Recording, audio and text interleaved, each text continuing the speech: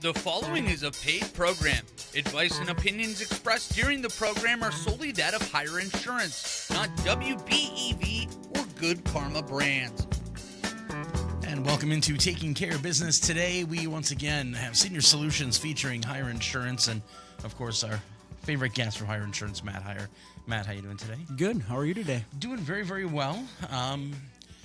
Got a few questions for you right off the bat, but before we dive into those, I, of course, want to remind everybody who you guys are, how they get in touch with you. For anybody who hasn't tuned into Senior Solutions before, maybe this time on a Friday, for some reason they always walk away from their radio, remind everybody who you are. Yeah. So at Heiar Insurance, we like to be your one-stop shop for retirement. So we like to help you out with, your healthcare needs, whether it be Medicare or the marketplace insurance. We help you with the estate planning with Rob. He helps out with wills and trusts and power of attorneys. We do 401k rollovers, income plans, setting up IRAs, and just the distribution plan. That is the biggest thing that people worry about. And we try to just fit all that into under one roof, and that's what we try to do. We try to be your one-stop shop for retirement. And you guys are here local in the community. You have your offices right here in Beaver Dam, and you serve this area primarily. Absolutely.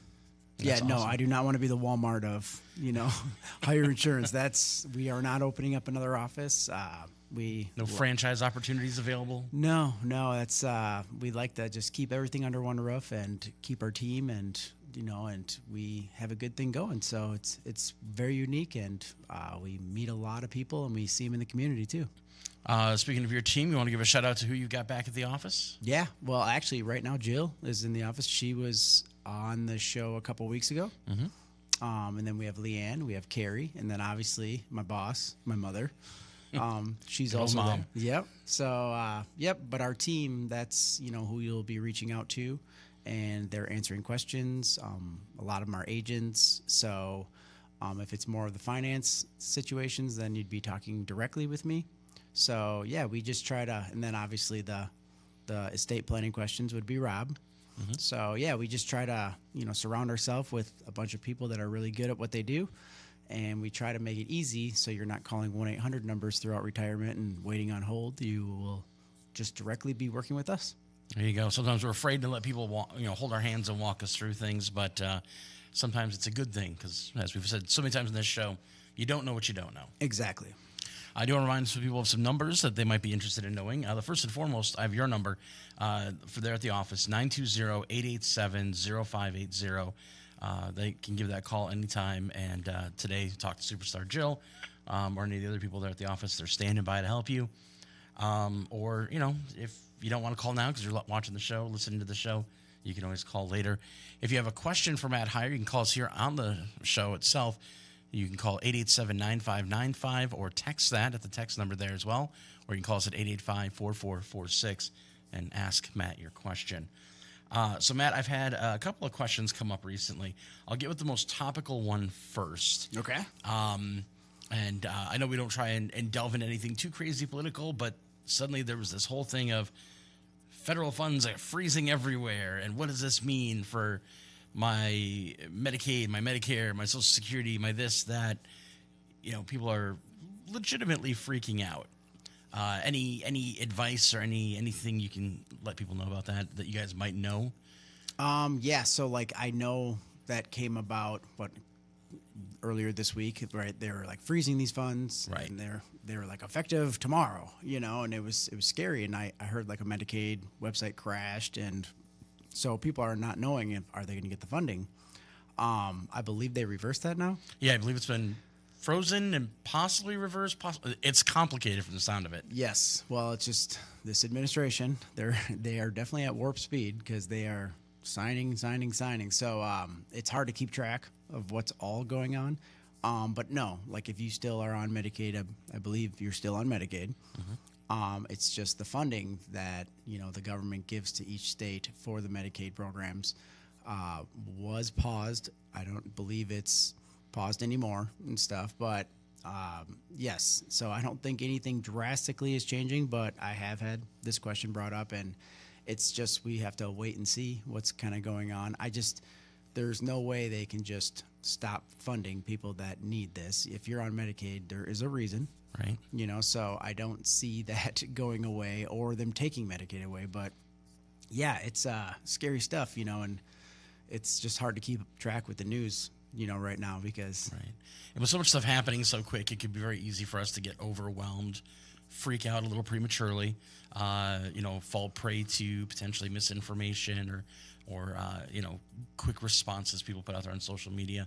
So it's always good to know that there are people you can call and you can turn to, including you guys if you just have some questions. And if you don't know, you guys will try and look into it so that you can be informed. Yep, we have some go-to people that we will reach out to and stuff, whether it's, your local congressmen or representatives, and they might not know, because this is happening at the federal level. But, I just don't see them stopping that, so we don't need to panic or anything like that. But if they did keep that pause going, yes, then Medicaid funds for each state would start to run out, which then they got a bigger problem. It's like, okay, you save money, but now people are not getting the care they need, which I just don't see that happening. But never say never nowadays.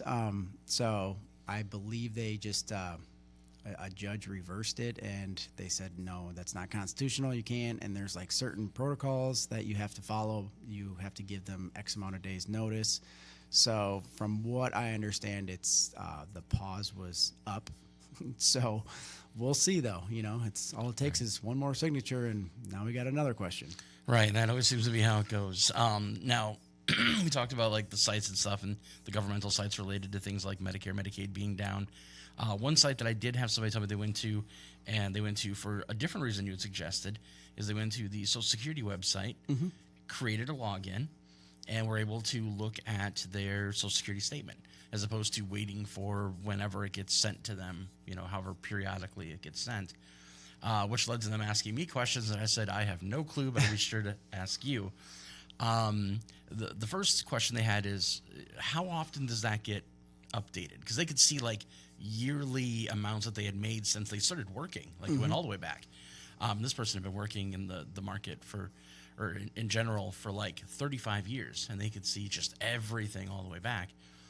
So is this something that's just updated yearly? Any idea? Yeah, so it updates a couple times. So right away, in December, January, you will see the cost of living increase.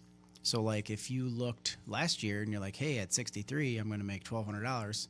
Well, there was a 2.5% increase. So then they did raise those numbers. So that typically happens at the end of the year. And then about, I would say May or June, that's when they will update it one more time because a lot of people filed their taxes now. So they could add that your estimated income moving forward. So they do update it, a couple times, but it's really cool, that website. If you go on, create your account, and because it has a chart there and it shows hey, if I turn it on next February, what will I make? And those numbers are pretty spot on, and it says, assuming you're going to continue making your salary, which they average out from your last 5 years. So it's just really cool, and it's really helpful moving forward. You're okay, that's one of the constants, our Social Security, and we can kind of game plan off of that. So our Social Security is not fully our retirement, but we don't want to, have that our only source of income. But at the same time, we know that's going to be a steady amount that will keep coming, and you will also keep getting those cost of living increases moving forward. Right. So that's why it's really nice to have that account, because we also sign you up for Medicare on that. So it's very useful. If you have that information, that's great. That already kind of helps us out, and speeds up the appointment, because we can hit the ground running, kind of talking about numbers, talking about, Medicare cost and what it's going to be. We can sign you up through that account. But once we sign up for Medicare and once we sign up for Social Security, the account is kind of rendered useless. The only thing we could really do is, check your earnings history, like you said, or else, if we want to change our automatic bank withdrawal. So we can do that, but this has been a problem lately, is if in the worst case scenarios, your account gets hacked. Because once your account gets hacked, your natural instinct is to shut the account off. Right. Well, if we change your automatic bank withdrawal information, it takes a little bit. with the government to actually have that change over. So ideally, if we are going to change it, we do not close any account. We wait, we go into your account, we change the bank withdrawal information, and then once we see money going into the new account, then we close that account out. Right. Or else I've had a couple situations where they just stopped giving the money. Which is not good if you're counting on that money. Yes, and then you're calling Social Security, and they're like, "Okay, we see it, we're rectifying it, but it's taken a while." Right. And we do not want the checks to stop coming in. That makes a lot of sense. Now, you mentioned that it does auto-adjust for when they have a cost of living change. But we know that cost of living change and inflation changes are not always in pace with each other.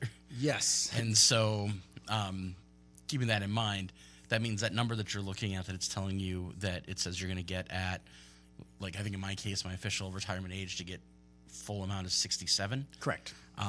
So if I look at that number at 67, that number that I might right now think, oh, that'll be sufficient to live modestly, may not be what I would need to live modestly at 67. Oh, yeah. Like, 20, 30 years ago, $1,000 Social Security, it's like, absolutely, you were on the high horse. Now that's actually in our poverty level, where you would be qualifying for Medicaid. So, yes, that's where we want to make sure that it's enough, and then use our other retirement assets, to make that whole, to make our lifestyle. And it all depends on our lifestyle. Right. So, yeah, there isn't a right answer. I was actually just talking to my dad the other day about, before my mom started working, she was raising us, and he just, worked at a factory, but we bought a house, right, raised 4 kids, and it's, that's just not possible. You could have 2 people working full time and still not have enough to buy a house. It's just times have changed, and it's, gotten exponentially harder and harder to even be a homeowner. Right. Or just renting, just looking at the rental prices around here, it's a lot more. So like cost of living has gone up, and these are things like when we're doing our income plan, we have to plan for. Right. You always say, oh yeah, we're putting inflation, the 2 to 3%, in, but once that starts compounding, like, yes, it's like, wow, that Social Security is not as much as it was when I first started. Right. So these are all aspects that we look at when we start doing our income plan and turning on our Social Security. Now, some people are like, hey, my parents didn't even live to collect Social Security. I'm turning it on. Oh, well, then we will. But, we just got to make darn sure that we have other retirement assets and accounts and buckets, like we always talk about, to make sure that, we can fulfill the next 30 years of retirement, because we're not going anywhere. So we want to make sure, and things are not cheap. So, we still have to be fiscally responsibly when we are in our income plan. Just because we have this lump sum of money doesn't mean let's just blow through it. Right. So that's why we saved, that's why we worked, and stuff. So we have to, that's why we advise, and that's why we're advisors, and we just let you know what, our opinion is. And does it mean you have to take it? No. But we do not want to have these awkward conversations where we're just in our 80s all of a sudden getting a job because we have to. Right. We want you to get a job just for fun. Right. But it's, and there's a big difference between those two. And, we don't want to have this. So, like, yes, sometimes we do have to have hard conversations with people, or they do have to work a little bit more, because that is like one of the biggest regrets people have is like, I wish I would have saved more. Right. So there isn't a right or wrong answer to it, but it all depends how we live our lifestyles in retirement. And that doesn't mean just because we see these numbers like, hey, let's go buy a boat. Right. And it's like, well, we can, but, you're 62 years old. We have a long time of retirement, and we want to make sure that we do not have to get that job. Right. That makes a lot of sense. One of the other things they saw on their report when they brought it up was there was a statement that said, like, this is how much you're going to get, estimating that you're going to continue to make, I think in their case they make like $53,000 a year right now on average. Yep. Over the last like 5 years, I think it was. Mm-hmm. So it's like estimating that you continue to make that much money, no increases or decreases. This is how much you'll get when you retire. what are those numbers? I mean, how do they determine that this much is based on that income? Does that mean if I make $100,000 a year, I should expect a higher Social Security payment? Yeah, so that number is just like going off of like your earnings history, so they're like, yeah, assuming you're going to keep making this amount, that's why they're showing you those numbers at 62. So they're assuming you're putting in X amount of dollars into the system, basically. So yes, like if people made $100,000 a year, then that number is going to be much larger. Hey, this is how much you're going to get, but we're assuming you're going to keep making this. Right. So if you do a total career change and you just start working part-time, like, yes, those numbers will not be accurate, and they will readjust them moving forward. Right. So it is kind of an algorithm and stuff like that. And like for you're so far away from Social Security, I wouldn't dwell on them too much right now. Right. But yes, like when we start to get closer and closer to retirement, that's when, those numbers are not going to adjust too much, so we want to make sure that we are good. We do the widowed spouse test, make sure we have one much larger than the other one. And then if it makes sense to turn it on or not, or wait until 67. Because basically anyone born after 1960, your full retirement is at 67 years old. Right. So, and then you see the chart is, Yeah, it's got a buffer zone, like a little before, a little after. Yeah, and it's very appetizing to see those 70 numbers. Like, wow, look at it, 70, what I could get. Right. But, if that's part of your plan, then absolutely. But it's, we're not guaranteed 70 either. So we just have to take all the information that you give us, and kind of, lay it out there and just see what's the best for your actual household. And sometimes it is working till 70, because we might not have as many retirement assets, or we had to dip into our retirement assets earlier, whether it's for a kid, whether it's for debt, or, a purchase of a house. So every situation's different, but yes, Social Security is not just, come on in, we'll sign you up. And it's like, we can, but we are going to ask you some questions, Right. And that's where people are like, well, I thought I was just signing up for Social Security. You are, but, I have to do this responsibly, like, and know why I'm signing you up and what our, options are and stuff. So a lot of times people do come in and we'll create the account and we'll, look it over, debate it. But then we end up not doing anything. They say, hey, let's just work another year. But for you to come in and say like, well, I'm going to work one more year so my Social Security goes up more, it's kind of a drop in the bucket. Right. It's not like it's based off of the last 35 years, earnings. So it's not going to change a lot.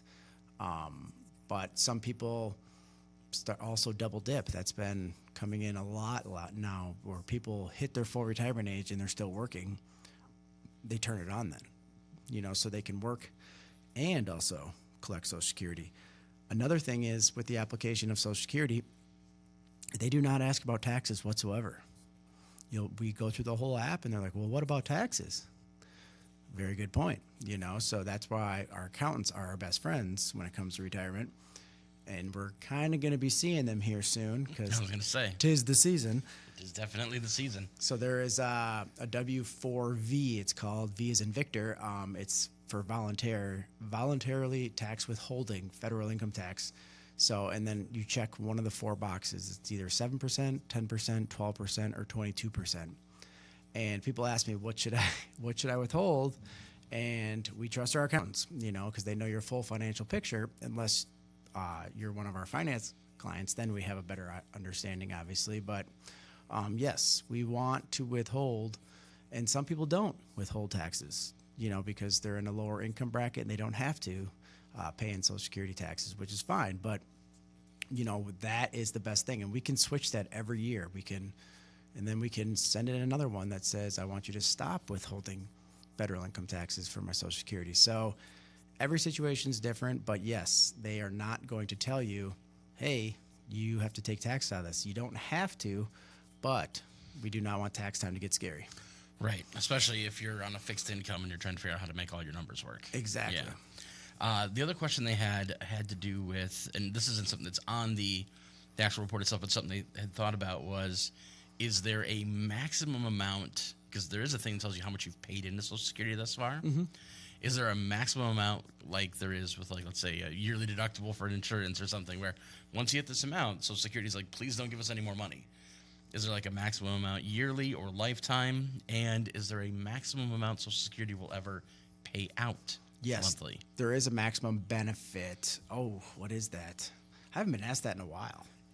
We have to get you all the hard questions. I'm going to have to get back to you on that one. But yes, there is a maximum benefit that they do pay out, because obviously there's people that make millions a year, and that doesn't mean their Social Security is going to be $50,000 a month, which would be great if that was the case. But right. It's not. I'll let you read the disclaimer, and I'll look it up. We will read the disclaimer, and then we're going to take a call that we've got as well. This is a paid program. The advice and opinions expressed during the program are solely that of Heiar Insurance, not necessarily WBEV or Good Karma Brands. Let's go ahead and go to the phones and check with our caller. Hello, you're on with Matt Heiar. Hi there. So I started collecting Social Security last year. Now, if I go back to work part-time or whatever, does that increase my Social Security in long run or not? I think you kind of covered that a little bit. Yeah, so Social Security claims that they will recalculate on a yearly basis for people that are working and still collecting Social Security. Will it move the needle that much? No, but still, that's where I would definitely, you should be getting a letter at the end of the year saying, we recalculated your Social Security, this was your benefit, and now this is going to be your new benefit. It goes up slightly, but it's nothing to where we would, take it to the bank. Right, yes. Okay. One other question. Sure. So my mom's in her 80s, and she went through somebody many years ago for Social Security. Now, she doesn't have an account set up online. Now, can I, with her, do that? Does she have to have her own email address? Yes. You can only have one email address per account. Okay, gotcha. I kind of thought that's the way it was, too. So, okay, so, and then I could just check in and make sure everything is all kosher on her end, because she hasn't talked to anybody in years, like for her Medicare and anything. She just kind of just lets it roll over, and thank goodness she doesn't have a lot of meds that, she doesn't pay out a lot out of pocket. But it would be a good idea to just set that up, or just come and talk to you guys. I would just come and talk to us, and just, bring your mom's health insurance cards, drug plan cards, any Social Security statements, or bring in the username and password that you create, and we can kind of go on and, just do a little review on, what she all has, and if she's happy, we do nothing. Because my dad passed away 30-some years ago, and I'm still thinking she's getting, his Social Security. Is that correct? Yes. Okay, and I don't know that unless you'd go in and create an account and look at that. Is that where it would tell you? There is some spots on there that we can look at it and stuff, but she should have got correspondence once he passed away saying, you are going to keep your Social Security amount, and then we are going to take X amount of dollars from your deceased spouse and add it to make his number, basically. Okay, gotcha. Okay, thank you very much. No, thank you for the call. Yes, that's a great question, and actually we deal with so many children. Hey, mom has never looked at her health insurance, never, because if we're happy with it, why change it? It's so true. But, like she said, she wasn't on many medications. She potentially could have answered a couple health questions, and maybe her insurance premiums could have been cut in half. Right, could have saved some money. With the same benefits. But oftentimes we feel like if there's no problems, we don't know of any issues, nothing's come up as a hiccup, then we're like, status quo. Well, and we're creatures of habit, because we're so used to be like, oh, it went up, oh, my homeowners went up, and it is what it is, and we just accept that. But at the same time, it doesn't always mean it has to be that way. There is other things, but the grass isn't always greener on the other side. If her mom came in, I'm not going to start trying to show her a plan that's completely different than what she has, because change is I'm an old soul. I do not like change. And I do not want to try to reinvent the wheel for someone when they're used to how this policy works. We could show them a policy that has the same benefits. That would be a comfortable change. But yes, I'm not going to show them something where now they're getting bills and copays and networks, where they never had to deal with that. Right. So it's like cheaper isn't always better. Right. But I did look up the maximum allowable amount for Social Security in 2025 is $5,108.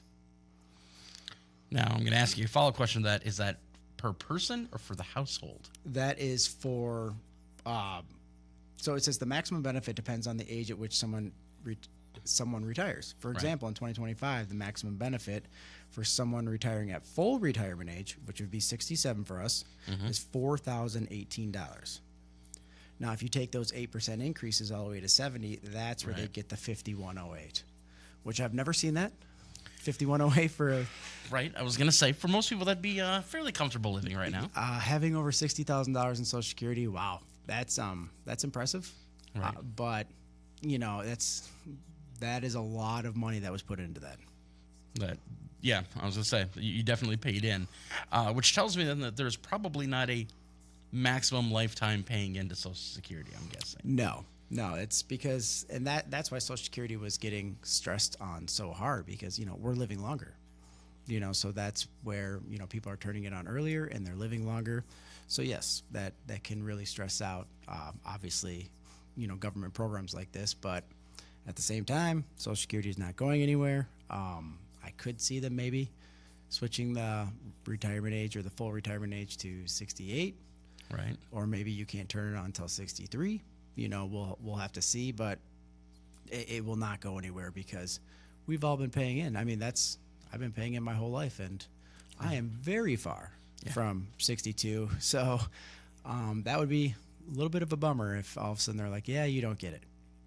Now, if they move the goalposts like that, and I hate to call it a goalpost because it makes it sound like it's the end all be all, but if they move those limits, those numbers, is that something where then they look at you and say, okay, but this is only going to affect everybody who was born after 1993 or after the year 2000 or, whatever? Or is this something where they just say, nope, this is for everybody who hasn't retired yet? So if you were a year away, you're like, well... That's what it would be, basically, because, if I'm going to be 62 next year and they say, hey, you can't have till 63, like... Those people that are going to be 62, they don't get it. It's time to start figuring out new plans. Yep. So. Or if you already turned it on, you're in. Your grandfathered in. But I think our government will tread lightly on that one just because of in Europe they try to do that and there was an uproar. Yeah, it didn't go over very well. No. And you can turn it on again the year in which you turn that age, correct? You can turn Social Security. Like if I'm turning 62 this year, hypothetically, then I could turn it on this year, the start of this year, right? Or do I have to wait till I turn 62? You have to wait until you turn 62. Okay. Yes. So I'll be turning 62 in November, but I can't start it till December because that's the first full month that I'm actually 62. So, but what you were talking about, the year of our full retirement, so the year I turned 67, I potentially could turn it on in January of that year and still make like up to $60,000 this year. Over. Gotcha. Okay, yes. That's what I'm thinking of before. Because before that, this year, prior to full retirement age, like at 62, I can only make about $23,500. So that's where, that's a big difference. Right. That's a part-time job. Right. That is a part-time job. Yes.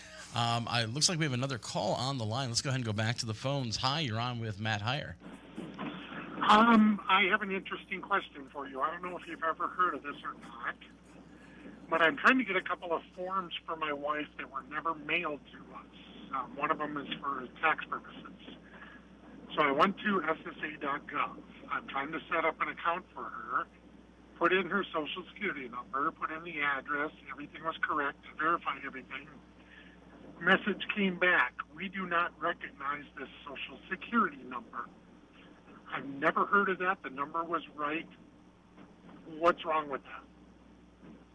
So that's... And it was on the Social Security website. Well, it could be that, because that does happen. The government websites aren't always up to par some days. They are slow, but sometimes when that situation happens, it's actually a call to Social Security, and it could be like hyphenated names. It could be something in their system is different than what you have, and they cross-reference the DMVs, the IRS. So like my mom had a situation where her name is Sandra, but the DMV had her at Sandy, which that's not her actual legal name. So if we have a situation like that, that's what it says. They're not matching up because they do not have the same information, and it's just a security thing where they're just throwing it back and rejecting it because yes, you're putting the right things. That's still the same social security number that she uses, but that usually is the case when situations like that arise. Because she even changed her name when we got married, so it is under my last name. So everything was correct. So I still don't get it. And I even called Social Security, and they said you have to go on the website to get it, or wait until they mail it, which who knows if they're ever going to mail it. Well, and you just want a tax form to get taxes deducted from her Social Security? No, I want to do my taxes. So I need to know exactly how much that she made for her disability for this year so I can do the taxes. But they never filled out. I got mine. She didn't get hers. Really? Yes. Because those are typically... She didn't even get her award letter for this year, how much her amount is going to be for this year. Well, that is interesting. And you guys haven't recently moved or anything? No. That is very unique. But she's received these reward letters previous to this? Yeah. Huh. And that's all Social Security told you? They're like, oh, our system matches up. Everything's the same? No, they said go to the website and get it on the website. Well, you would do that if that was possible. And I couldn't get on. I mean, I got on, I filled everything out, and we can't do it with the Social Security number. Really? Yeah.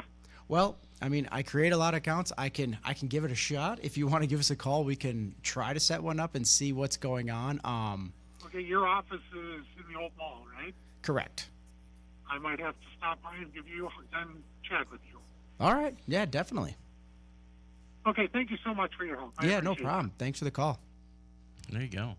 And I mean, a lot of weirdness and strange and stuff like this can happen. I mean, we've gone from being a very paper society. You're going to get letters in the mail. You're going to get forms in the mail. You got to fill them out. You got to put a stamp on them, send them back, all that other stuff, to now the digital age where it's on websites and logins, and it can be really stupid stuff like don't type in the dash, we put the dash in automatically, or don't put a space because we want everything filled out all one number.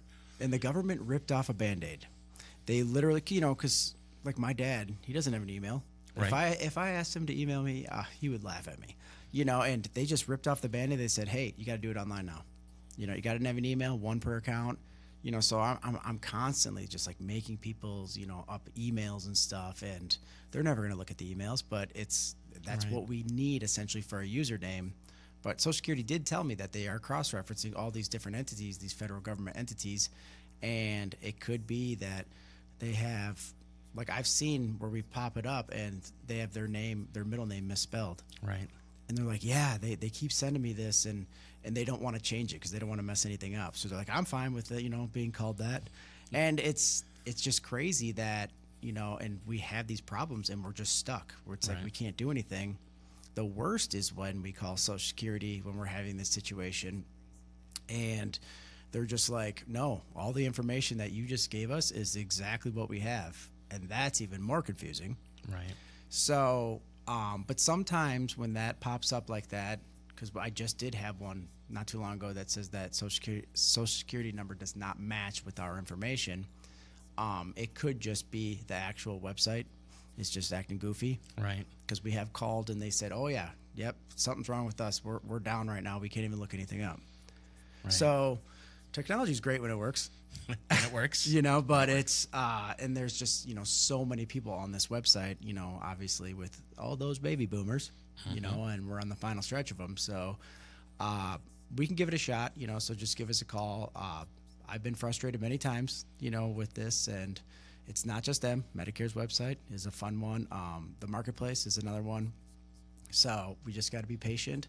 And I have even luck sometimes when I change the web browsers. They don't like Google Chrome. Let's try, the Microsoft or the Firefox. Firefox. Right. Yep. So it's not always the government website, but it's so weird how they'll kind of glitch out and it'll just go to another login page and it's like, we already are logged in. What's going on? But at least I've done it enough where it's like, okay, let's try Google this time. And sometimes it works. So you got to be persistent. But yes, if we can get it, the tax forms, obviously we can get off of that website too, which is nice. But the fact that you're not getting a tax form and you've gotten them previous years, that's a little startling. Yeah, those should definitely be showing up as normal. I'm going to say this again, and I say this a lot, but that's another perk of having you guys be local and you guys go through this all the time is you see a lot of this weird stuff. And, for our callers, these things might feel like, well, this is a unique problem to me. It's probably not. A lot of people out there, a lot of people could be going through the same situation. Yep, and people are always like, oh, I got the worst luck. And it's like, well, it does happen and stuff, but, we got to be patient. The worst call I get, I'll sign someone up for Social Security, and they'll call me 3 weeks later. Hey, I haven't received anything. How much longer do you think? And it's like, oh, it's just so hard to predict. I've seen applications, go through pretty quickly, and then I've seen them just say stagnant for 6 weeks. Right. And I don't have an explanation. It all depends on who your caseworker is, if it was a Social Security and Medicare app. If they have questions, they've been reaching out to you and you haven't responded. That is another thing that delays apps. They might be doing a fraud check on it. So if they do call you during your application process while it's pending, they want something. Right. And it could benefit you, or it could be like the fraud check, like I just said. We don't know, but that is one of those. I feel like a politician answering, like, well, just hope for the best. It's coming, Right. But having that online account, we can kind of beat the mail and expedite it. You can, once the application goes through, we can get Medicare numbers, we can get benefit dates, benefit amounts.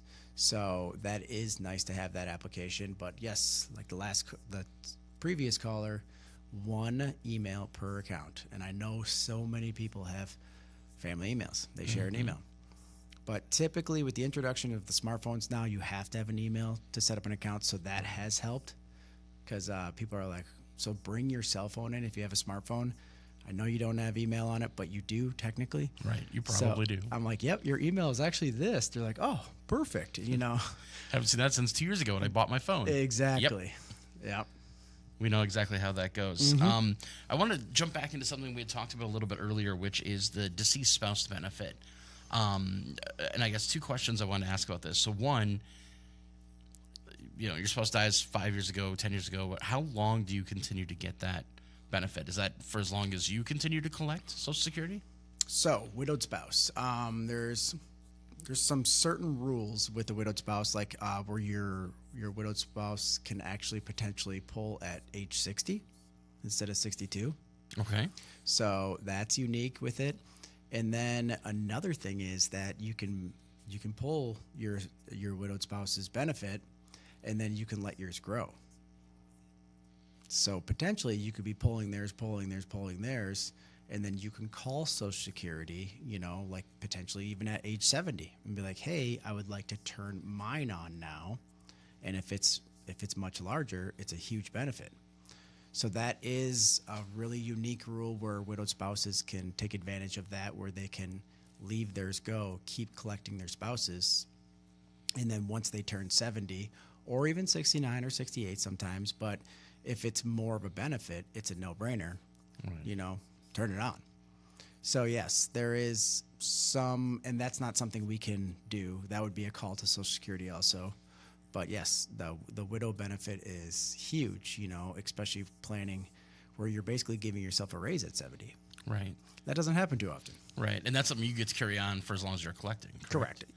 That's awesome. And if your benefit's not more at 70, well, then you can keep collecting your spouse. But now there's rules. You can't remarry, and that, so there is, some extenuating circumstances where we have to make sure, I believe you can't marry before age 60. Okay. I wonder if that's why I know so many elderly people who are in what I always thought. I was like, oh, you guys are married. And they're like, no. We've just been together for the last 10 years or whatever. It's like, oh. Yeah, I mean, that it could be that case, or, just, I don't know. Like, I don't know if I would get remarried. Why put a label on it? Yeah, well, just that, and it's, I'm looking for companionship now, not to start a family, so. That is very true. My follow-up question to that is, how long do you have to be married to somebody for you to be eligible to get that widowed spouse benefit? So that would be like a year and a half. You have to be married to them. But That's good to know. now, like there's ex-spouses, like if your spouse didn't pass away but you're married, if you were married to someone for more than 10 years, you could be eligible to pull on behalf up to half of theirs. So that's why we go down a rabbit hole kind of, because it says, are you married? You say no. Any prior marriages? Yes. Then the follow-up question is, did any of those prior marriages last longer than 10 years? If you say yes, we have to put all their information. We need their name, date of birth, social security number, date of marriage, date of divorce. And if we don't fill all that data, then they're going to start requesting it. And they want original documentation. And who keeps a divorce decree around? Right. Usually they burn it, And then getting that information from your ex may not be an easy situation. And I that imagine. is another situation. I always say the kids. The kids are usually, like the neutral, the bridge, the Switzerland. So that is an option. But yes, that's food for thought. If you're married longer than 10 years and you have an ex-spouse, potentially, even if you made more money than them or they made more money than you, we still have to do it. And it's not gonna hurt your Social Security. It's not gonna hurt their Social Security. They're not gonna get a letter notifying them of this. It's just very important, because it is for like self-employment, farming families where the income was just in one person's name, right? Or stay-at-home moms, or dads. It's just because they were part of the family for over 10 years. I would rather go to work than be the stay-at-home dad, because I'd go insane. Yeah, same. That's much more than a full-time job. And you touched on something kind of important there, because this is, I think, a misconception that I know a lot of people I've talked to have had, where they think that there's this pool of money that's yours. It's your Social Security money. And if anybody else is drawing off of it for any reason, be it, widowed spouse, like whatever, that's taking away from you. Like, that's mine. It does not. And it doesn't. Nope. So those numbers, for some reason you got divorced, right? And those numbers you're looking at on your Social Security account, they're not going to change. Even if your ex-spouse has started pulling Social Security off of yours, it is not going to change your numbers. So you got to remember, Social Security as a whole is one big pool. Like, yes, we all put it in our little contributions towards it, but there's also people that never collected a check. Well, where's that money go? Right. It's for the people that are living longer than we expected. Right. So it's just one big pool, kind of like insurance. The bigger the pool, the better. The more people that pay in, the more solvent it is, and that's what we're hoping for. I guess my last question relating to all of that, is it limited to one person? Like, let's say, Don Juan's married from 20 to 30, then they get a divorce, marry somebody else from 30 to 40, they get a divorce, marry somebody else from 40 to 50. All three of them could hypothetically at retirement age. True. So there is 5 spots for ex-spouses. So I haven't filled it yet. But they would go with the one with the biggest benefit towards you. So that would be where they would call you and say, hey, you could pull off of this spouse, because they'll give you X amount of dollars, and that's, that'll maximize your Social Security. And it's like, yeah, absolutely, let's do it. Right. So you can't pull from each one altogether, though. No, added it up. Exactly. No, that would be nice, though. Good to know. Good to know. We've got about a minute and a half left in the show. So remind everybody again, how do we get a hold of you guys? How do we find you if people have continuing questions, no matter how stupid they think the question is, no dumb questions? There is no dumb questions. But, yeah, we're located at Heritage Mall right next to Joann's Fabrics. You just give us a call at 920-887-0580, and we do complimentary consultations. So, we can come in, review what you got, the silly questions. There's no such thing. Just write them down, and we'll just kind of go over what you got and see what we can help you with. There you go. Make it, guys, really simple. Like, Yep. super simple over there. And we know a lot of people are going to have a lot of questions. This time of year, tax time, a lot of questions always come up. Absolutely. Open enrollment times, a lot of questions come up. And, of course, right as people are hitting that time where they're thinking about retirement, questions come up. So no matter what time of year, they can always give you guys a call. And we're here. Awesome. So I guess we got to hit them with the slogan before we leave. You want to retire? Call higher. Call higher. There you go. This has been a paid program. Advice and opinions expressed on the program are solely that of Heiar Insurance, not necessarily WBEV or Good Karma Brands.